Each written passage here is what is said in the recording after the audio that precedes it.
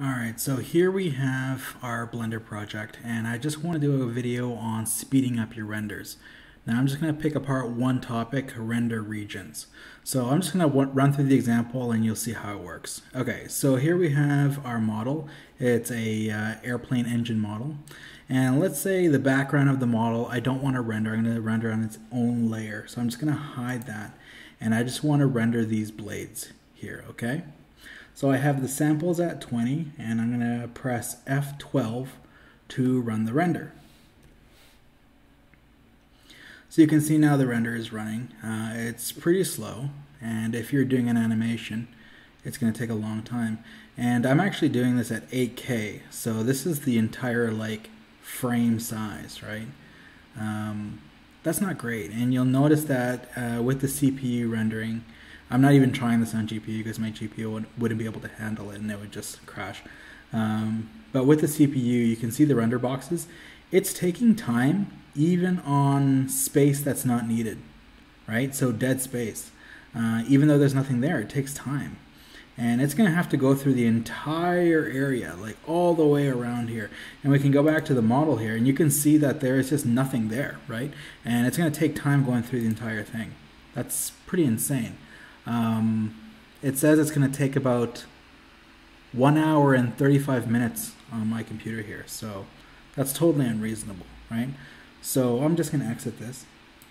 So we'll stop that render. So what we're going to do is do render regions. So instead of spending so much time on rendering all this empty space, we're just going to tell Blender to render the area around here, okay?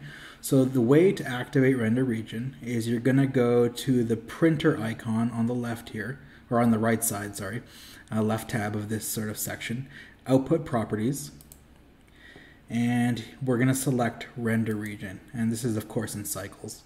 So with render region selected, you need to be in camera mode. So if you're not in camera mode, you're in 3D mode, let's say, you just select the camera here, toggle camera view, great.